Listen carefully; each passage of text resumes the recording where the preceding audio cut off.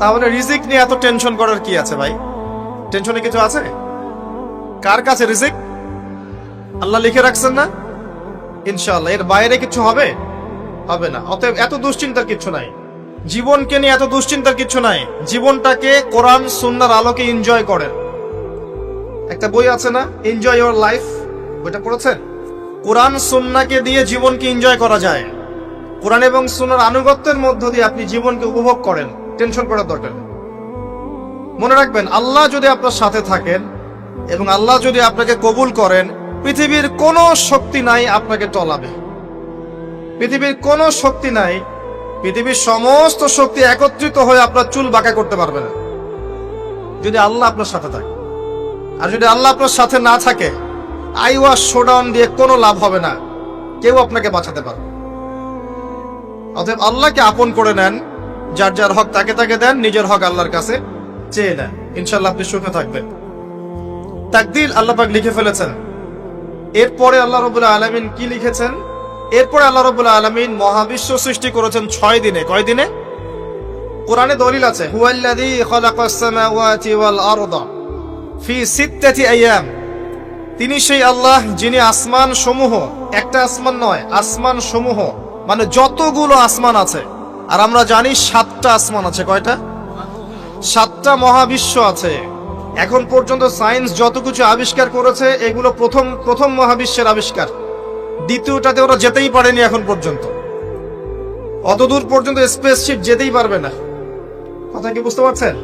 এটা প্রথম আসমানের বিষয়। এরকম আরো 6টা আসমান মহাবিশ্ব আল্লাহ পাক প্রস্তুত করেছেন। তারপরে আছে সিদরাতুল মুনতাহা, তার উপর একটা মহাসাগর আছে, তারপরে কুরসি, তার উপর আরশে আজিম। আর আরশে আজিমের উপরে আল্লাহ সুবহানাহু ওয়া তাআলা। এখানে একজন মানুষ ওই পর্যন্ত চলে গিয়েছিলেন। তিনি কে? মুহাম্মদুর রাসূলুল্লাহ সাল্লাল্লাহু আলাইহি ওয়াসাল্লাম। তার মর্যাদা আর বোঝার বাকি আছে? তো সবার প্রতি অনুরোধ থাকবে, সেই ব্যক্তি, সেই নবী মুহাম্মদ সাল্লাল্লাহু আলাইহি ওয়াসাল্লামের সুন্নাহ মাফিক জীবন যাপন করেন। আল্লাহ পাক তৌফিক দান করুন। এবং এই সুন্নাহটা জীবনের একটা ক্ষেত্রে মানলে হবে না, জীবনের সমস্ত ক্ষেত্রেই মানতে চেষ্টা করতে হবে। আল্লাহ পাক তৌফিক দান করুন। আল্লাহ রাব্বুল আলামিন এরপরে মহাবিশ্ব সৃষ্টি করে দীর্ঘদিন পর্যন্ত, অনন্তকাল বলবো না, দীর্ঘদিন পর্যন্ত মানুষ সৃষ্টি করেন নাই। জি, সূরা দাহরের প্রথম আয়াতে আল্লাহ পাক বলেছেন, হাল আতা আলাল ইনসান হিনুম মিনাদ দাহরি লাম ইয়াকুন শাইআম মাযকুরা। মানুষের উপরে এমন একটা সময় চলে গেছে যে মানুষ কোনো আলোচ্য বিষয় ছিল না।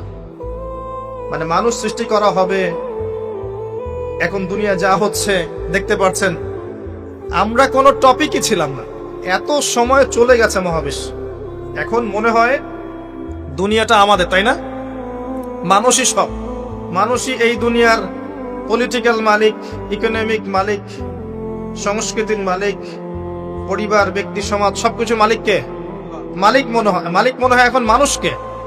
কিন্তু এমন একটা সময় ছিল যখন আল্লাহ বলছেন মানুষ সৃষ্টি হবে, এই বিষয়টা অনেক দূরের পথ ছিল। আল্লাহর জ্ঞানে ছিল, কিন্তু মহাবিশ্বে মানুষের অস্তিত্ব ছিল না। এই মহাবিশ্বেই মানুষের অস্তিত্ব ছিল না। আল্লাহ রাব্বুল আলামিন মহাবিশ্ব সৃষ্টি করেছেন কুন ফায়াকুন, হও হয়ে যাও। সূরা আম্বিয়ার 30 নম্বর আয়াতে আল্লাহ পাক বলেছেন, আওয়ালাম ইয়ারাল্লাযীনা কাফার, কাফেররা কি লক্ষ্য করে দেখে না, আন্নাস সামাওয়াতি ওয়াল আরদা কানাতা রাতকান ফাফাতাকনাহুমা, কাফেররা কি লক্ষ্য করে দেখে না যে আসমান সমূহ এবং জমিন একটা বিন্দুর মধ্যে একত্রিত ছিল, আমি আল্লাহ এটাকে বিস্ফোরিত করে দিয়েছি, পৃথক করে দিয়েছি। এটা সায়েন্সের একটা থিওরির সাথে মেলে না। কোন থিওরি? তারা বলছে বিগ ব্যাং থেকে সব সৃষ্টি হয়েছে, আর আল্লাহ পাক বলছেন বিগ ব্যাং আমি ঘটিয়েছি। তাহলে চিন্তা যেখানে শেষ, আল্লাহ পাকের কুদরত সেখান থেকে কি শুরু। তা আমরা সীমাবদ্ধতা বুঝতে পারছি সায়েন্সের। আমি নিজেও সায়েন্সের ছাত্র, বাট আমি এটা স্বীকার করি সায়েন্স সবকিছুর সমাধান দিতে পারবে না। কারণ আপনি কমন একটা প্রশ্ন করেন যে রূহ কাকে বলে, সায়েন্সকে বলেন যে can you give us the definition of ruh, আমাদেরকে রূহের সংজ্ঞা দিতে পারবেন? রূহটা কঠিন নাকি তরল, না বায়বীয় না কি, আপনি কি ব্যাখ্যা করতে পারবেন? পারবেন না। সিম্পল। জিন জাতির ব্যাখ্যা দেন, ফেরেশতার ব্যাখ্যা দেন, কবরের আযাবের ব্যাখ্যা দেন, জান্নাত জাহান্নাম, হুর পরীর ব্যাখ্যা দেন। হুর পরী না, হুরুন আইন, ভুল হয়েছে, হুরুন আইন। মিজান, পুলসিরাত এগুলোর ব্যাখ্যা দিতে পারবে? আমাদের আত্মাটারই তো ব্যাখ্যা দিতে পারছে না। ঘুম, স্বপ্নের ব্যাখ্যা দিতে পারবে? ঘুমন্ত অবস্থায় মানুষ হাসছে এবং কাঁদছে, কি জন্যে ব্যাখ্যা দিতে পারবে? স্বপ্ন দেখছে, কোত্থেকে স্বপ্ন আসছে, আর স্বপ্ন মাঝে মাঝে সত্য কেমন করে হচ্ছে, এর ব্যাখ্যা দিতে পারবে? স্বপ্ন সত্যি হয় না? শেষ জামানায় মুমিনদের স্বপ্ন বেশি বেশি সত্য হবে এমনও এসেছে হাদিস। আখিরুজ্জামানে মুমিনদের স্বপ্ন সত্যি হবে। নবী সাল্লাল্লাহু আলাইহি ওয়াসাল্লাম নবুয়তের আগে এমন স্বপ্ন দেখতেন সকালবেলা সত্য হয়ে যেত। নবুয়তের একটা অংশ স্বপ্ন, 36 ভাগের 1 ভাগ সত্য স্বপ্ন। যাই হোক, আমরা টপিকে চলে আসি। আল্লাহ রাব্বুল আলামিন বিগ ব্যাং দিয়ে মহাবিশ্ব সৃষ্টি করার পর সুদীর্ঘকাল পর্যন্ত মানুষকে সৃষ্টি করেন নাই। এরপরে অনেক সময় পর আল্লাহ পাক ফেরেশতাদেরকে ডেকে বলছেন এই আয়াতটা, যে হে ফেরেশতারা, আমি পৃথিবীতে আমার খলিফা পাঠাতে চাই, মানুষকে আমার খলিফা করে পাঠাতে চাই। খলিফা কি জিনিস? যিনি কাপড় সেলাই করেন তিনি খলিফা? খলিফা কি জিনিস? খলিফার ডেফিনেশনটা শোনে না। আল্লাহ পাক আদম আলাইহিস সালাম ছাড়াও আরো একজন নবীর ব্যাপারে খলিফা শব্দ ব্যবহার করেছেন, তার নাম কি? শুকরান, কে বলেছেন? জাযাকাল্লাহ। দাউদ আলাইহিস সালাম, তার ব্যাপারে আল্লাহ পাক বলেছেন তিনি ছিলেন খলিফা। কোন সূরা? সূরা সাদ। কোন সূরা? সূরা সাদ। আল্লাহ পাক বলেছেন ইয়া দাউদ, হে দাউদ, ইন্না জাআলনাকা খলিফাতান ফিল আরদ, নিশ্চয়ই আমি তোমাকে পৃথিবীতে আমার খলিফা করেছি। সুলাইমান আলাইহিস সালামের সময় এত উন্নত সভ্যতা ছিল যেটা আর কখনো আসবে না, এবং তাকে এত ক্ষমতা দেওয়া হয়েছিল আল্লাহর পক্ষ থেকে, যার কথা নবী সাল্লাল্লাহু আলাইহি ওয়াসাল্লাম স্মরণ করে বলেছিলেন যে একটা জিন আমাকে সালাতের মধ্যে ডিস্টার্ব দিচ্ছিল, আমি ভাবলাম জিনটাকে ধরে বেঁধে রাখবো। এটা আমাদের নবীজি বলছেন, একটা জিন আমাকে নামাজে ডিস্টার্ব করছিল, আমি ভাবলাম জিনটাকে ধরে খুঁটির সাথে বেঁধে রাখি। তখন আমার সুলাইমানের কথা মনে পড়লো, আমার ভাই সুলাইমানের কথা মনে পড়লো, যে সুলাইমান আলাইহিস সালামকে আল্লাহ পাক এই ক্ষমতা দিয়েছিলেন। আর সুলাইমান আলাইহিস সালাম আল্লাহর কাছে দোয়া করেছিলেন, আল্লাহ আমাকে যে ক্ষমতা দিয়েছো এরপরে আর কাউকে দিও না, এটা দোয়া করেছিলেন। আমার সুলাইমানের কথা মনে পড়লো, আমি জিনটাকে ছেড়ে দিলাম, বাদলাম না। আমাদের নবী মুহাম্মদ সাল্লাল্লাহু আলাইহি ওয়াসাল্লাম মানুষের সম্মান বুঝতেন। আমাদের নবী মুহাম্মদ সাল্লাল্লাহু আলাইহি ওয়াসাল্লাম অন্যের সম্মান বুঝতেন, আর আমরা তার উম্মাহ, অন্যের সম্মান নষ্ট করতে পারলে আমাদের ভাত হজম হয়। অন্যের সম্মান নষ্ট না করা পর্যন্ত ভাত হজম হবে না। আর মুহাম্মদ সাল্লাল্লাহু আলাইহি ওয়াসাল্লাম অন্যের সম্মান বুঝতেন। আসেন, সুলাইমান আলাইহিস সালাম এবং দাউদ আলাইহিস সালাম এই জেরুজালেম থেকে বিশ্ব শাসন করেছিলেন। আর জেরুজালেম চিনেন তো আপনারা? কোন দিকে? চায়নার দিকে, রাশিয়ার দিকে, নাকি আমেরিকার দিকে? আচ্ছা, ওইদিকে আমরা পরে আসবো ইনশাল্লাহ। সভ্যতার সংকটের শেষের দিকে আমরা ওইদিকে আসবো ইনশাল্লাহ। এবার আসেন, দাউদ আলাইহিস সালামকে আল্লাহ পাক বলছেন তোমাকে খলিফা করেছে পৃথিবীতে, তোমার কাজ কি? ফাহকুম বাইনান নাসি বিল হক, হে দাউদ তোমার কাজ হচ্ছে মানুষের মাঝে ন্যায় বিচার করা, মানুষের মাঝে ন্যায় বিচার করা, হকের মানদণ্ডে বিচার করা। হকটা কি? এর উত্তরও কোরআন আপনাকে দিবে। কোরআনের চেয়ে কি আমি ভালো উত্তর দিতে পারবো? কোনটা হক, কোনটা বাতিল, কোনটা ন্যায়, কোনটা অন্যায়, আমি কি বেশি বুঝি না আল্লাহ বেশি বোঝেন? কোথায় স্পষ্ট করা আছে, আমার মস্তিষ্কে না কোরআনে? কোরআনে সূরা কাহাফ খোলেন, আল্লাহ পাক বলেছেন ওয়াকুলিল হাক্কু মির রাব্বিকুম, হে নবী আপনি বলে দিন সত্য সেটাই যা তোমার রবের পক্ষ থেকে নাযিল হয়। আর কিছু বলার দরকার আছে? ফামান শাআ ফালইউমিন, যার ইচ্ছা হয় সে স্বীকার করুক, ঈমান নিয়ে আসুক। ওয়ামান শাআ ফালইয়াকফুর, যার ইচ্ছা হয় অস্বীকার করুক। ইন্না আ'তাদনা লিয-যালিমিনা নারান, অস্বীকারকারী জালেমদের জন্য আমি জাহান্নামের আগুন প্রস্তুত করে রেখেছি। বাস, আর কিছু বলার প্রয়োজন আছে?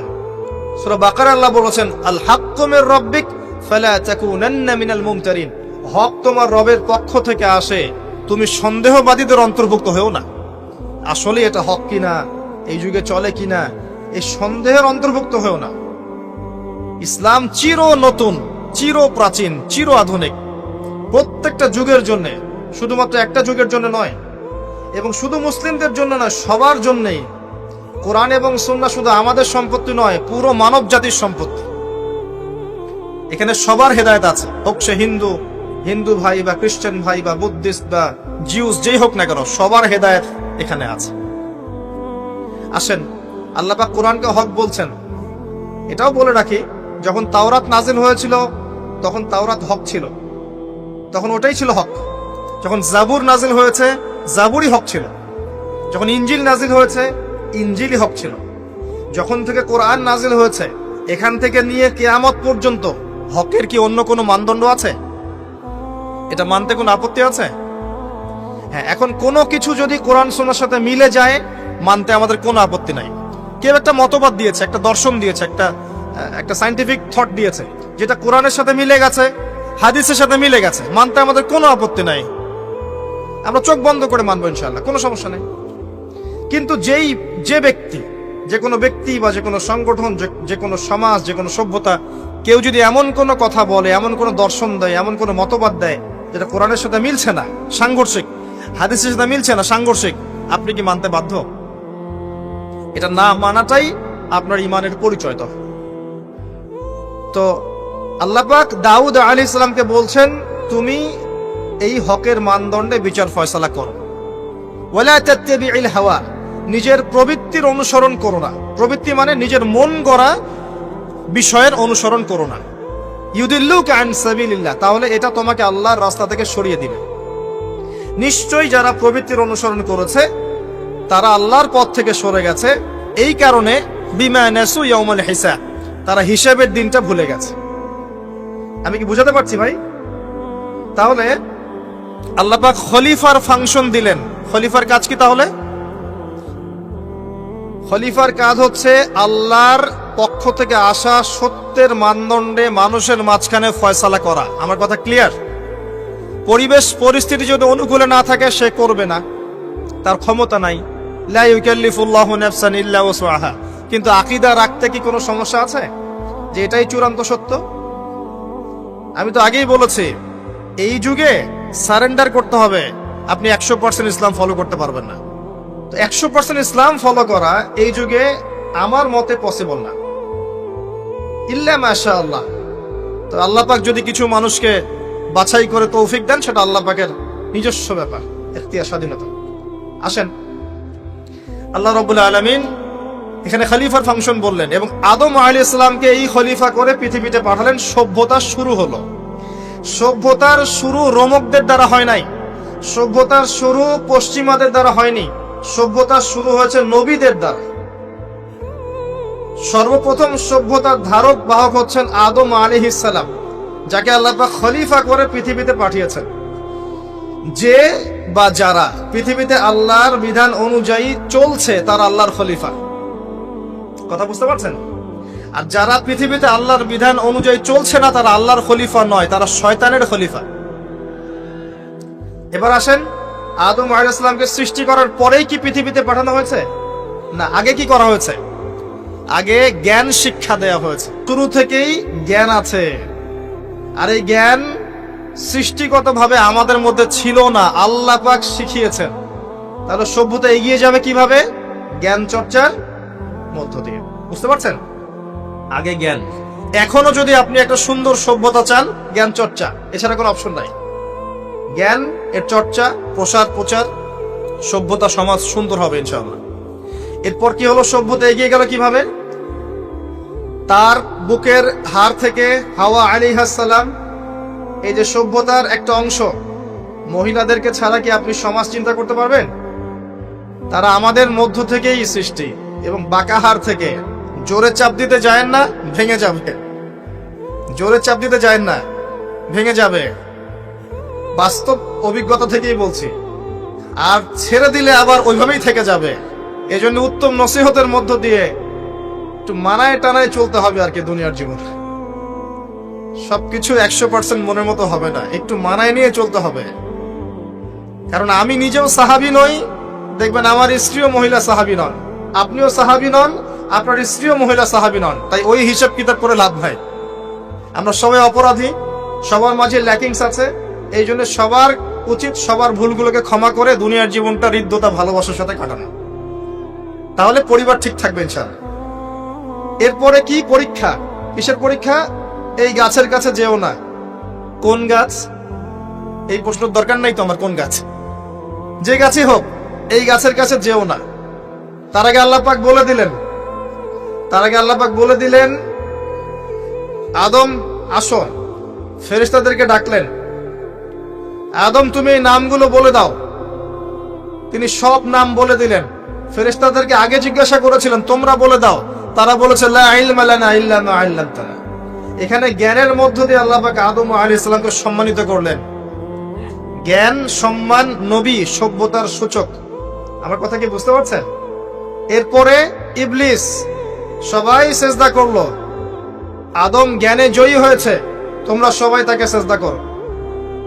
আল্লাহ পাক আদম আলাইহিস সালামকে বড় করলেন, কারণ তিনি তাকে ভালোবাসেন।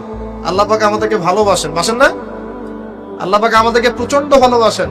আর আপনি যাকে ভালোবাসবেন তাকে বড় করতে চাইবেন না?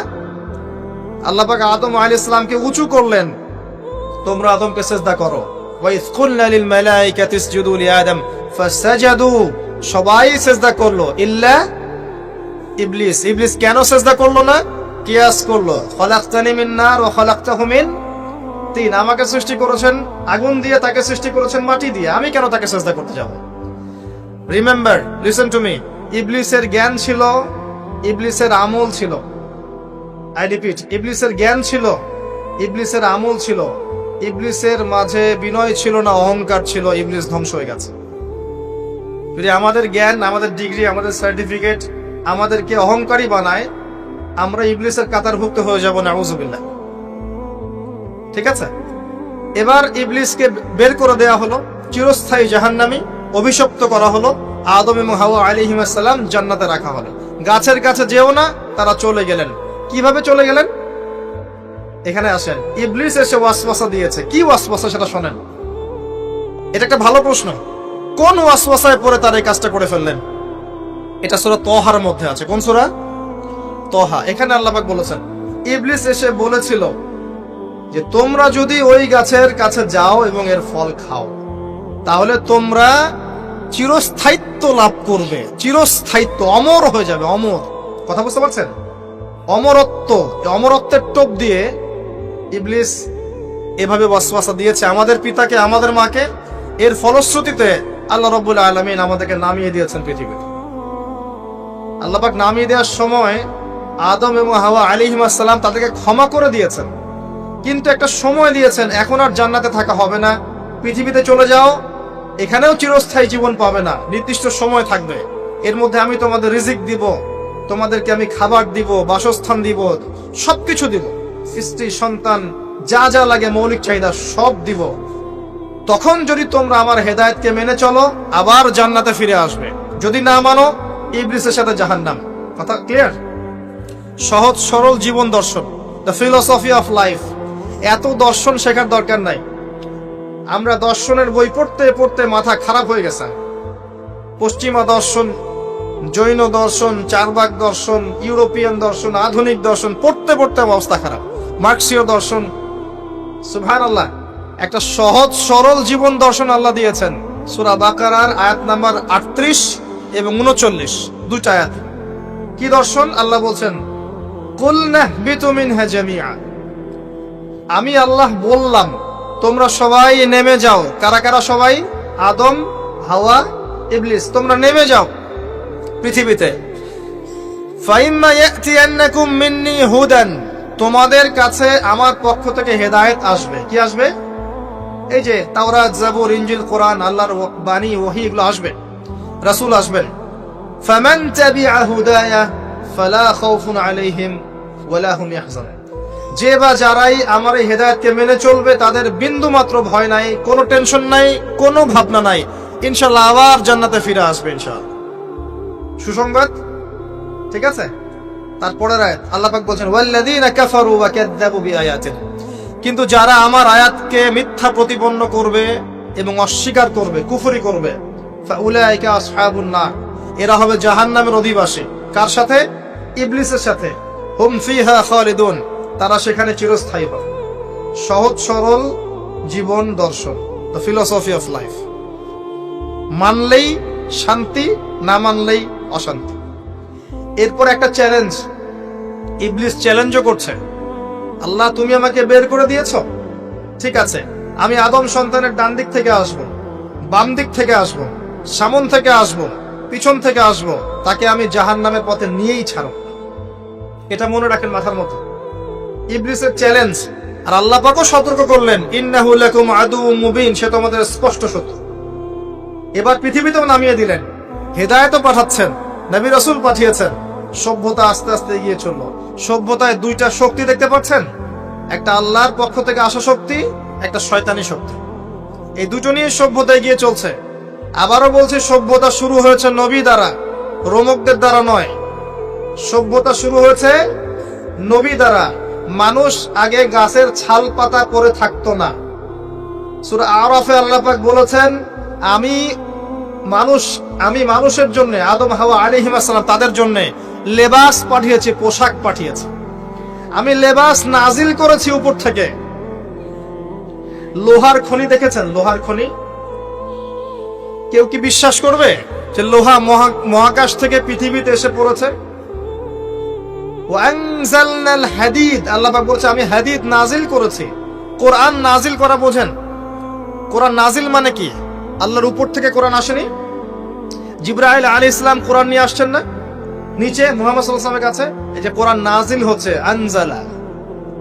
আল্লাহ পাক এই কথা বলছেন যে লোহা আমি নাজিল করেছি। লোহার একটা অণু আপনি তৈরি করতে পারবেন পৃথিবীতে ল্যাবে বসে? সুবহানাল্লাহ।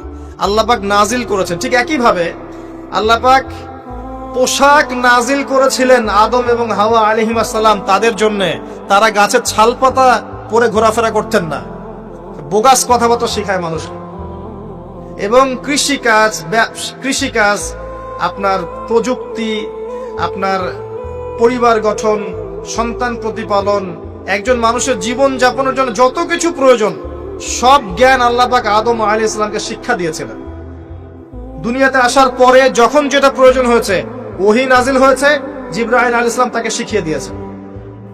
মানুষ গুহার মধ্যে ছবি এঁকে এঁকে থাকতো। আর এরা বলছে আদম আলাইহিস সালাম বানর থেকে হয়েছেন। নাউযুবিল্লাহ,